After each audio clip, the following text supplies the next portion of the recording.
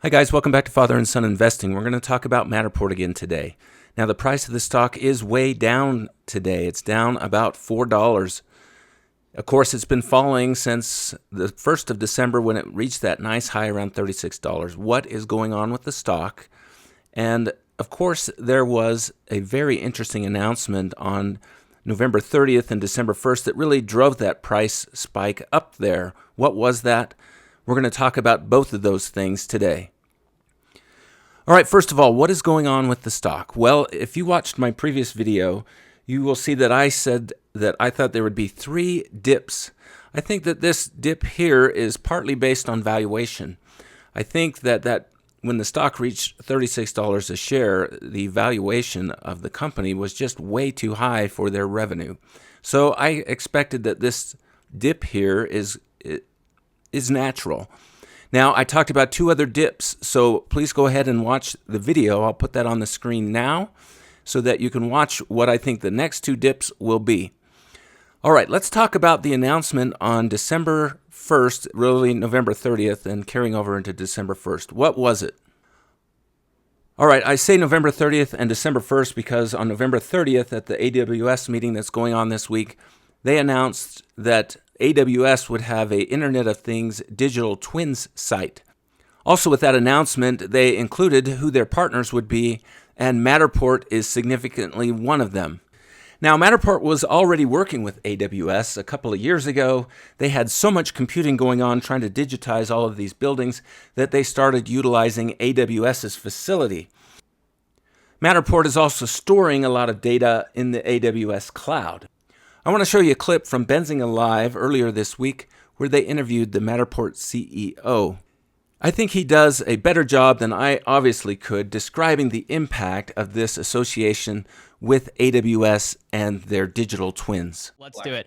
I've got a couple. So we talked about the Redfin partnership, but there's a couple other partnerships that I want to talk about.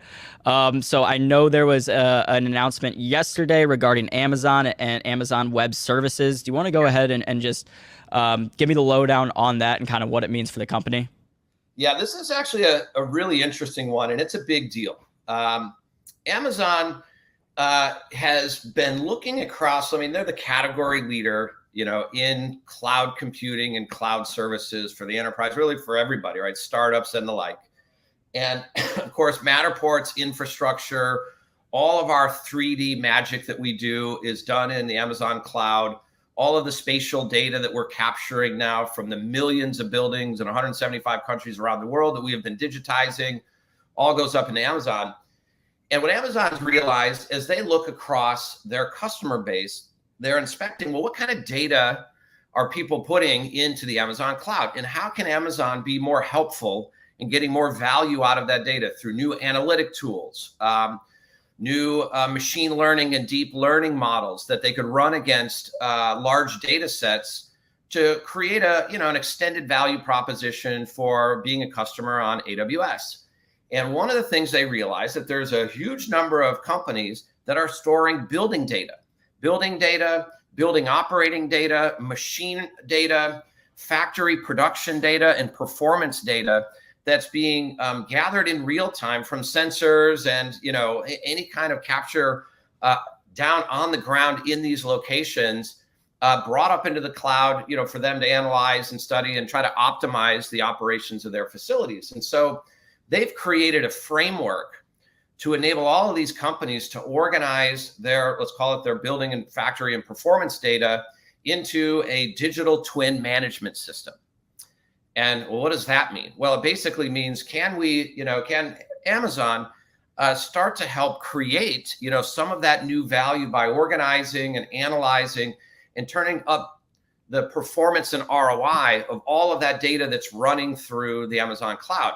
And now to do that in a way that makes any sense, if you're a factory or you're a hotel and you're trying to organize and put into context all of that environmental building performance data, wouldn't it be great if you could actually do it in a physical digital twin of the space itself, right?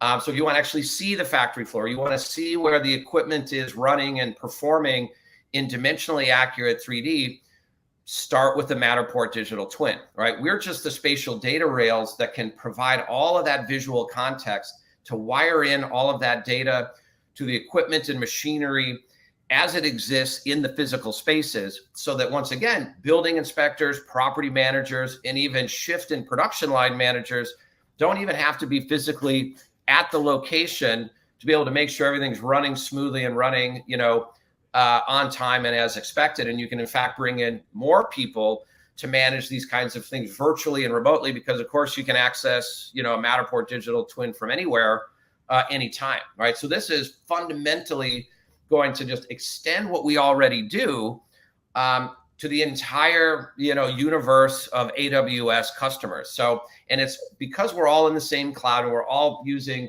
fundamentally similar technologies, the integration from Matterport to AWS to these other large enterprises is completely seamless.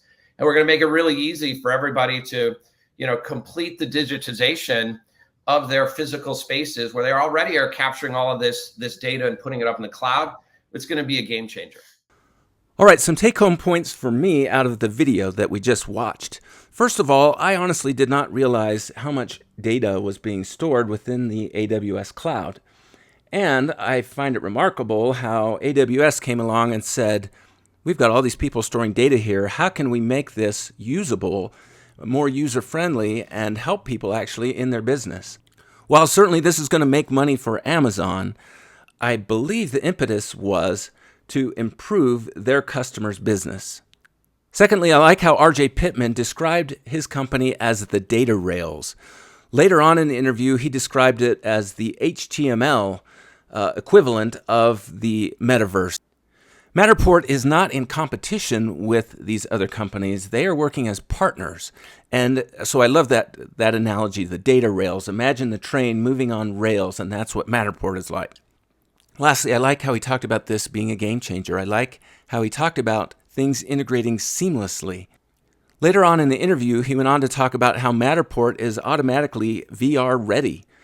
So what do I get out of all of this? What I get out of it is that Matterport is really ready to explode. Now, one of the things keeping their valuation down has been their revenue. And of course, there was revenue concerns for the fourth quarter because they're having difficulty being able to produce their $3,000 spatial capture cameras. Now, they have tried to alleviate that a little bit by having the Matterport technicians, the ones that they're hiring, and I certainly did a video about how they're expanding that capability so that someone doesn't necessarily have to buy the camera. They can hire someone to come and digitize their building. I think, though, that this announcement with AWS is going to alleviate a lot of those revenue concerns. In fact, I see the Matterport revenue climbing significantly. Now, obviously, this announcement took place kind of mid-fourth quarter, so a lot of that revenue is not going to show up for their next quarterly results. But I think first quarter of next year's results is going to show significant improvement in revenue from this AWS partnership. All right, that's going to do it for today's video. Again, why is the stock price dropping so much? I think this was to be expected because at the moment, the company is overvalued compared to their revenue. That may change significantly. In fact, those other two dips that I talked about may really take place at higher levels. That will be interesting to see. I think my take on Matterport right now is you don't want to miss out on getting it. If you happen to buy it here at 24 or 25 and it dips down to 22, well, go ahead and buy some more. But missing out on it is certainly a possibility if the stock does begin to take off after that January 18th dip that I'm expecting. Number two, this AWS agreement or partnership here really is a big deal, as RJ Pittman explained. Please share this information with your family, share it with your friends, share it with a young person. Make this investing process a family affair. And until next time, enjoy your investing.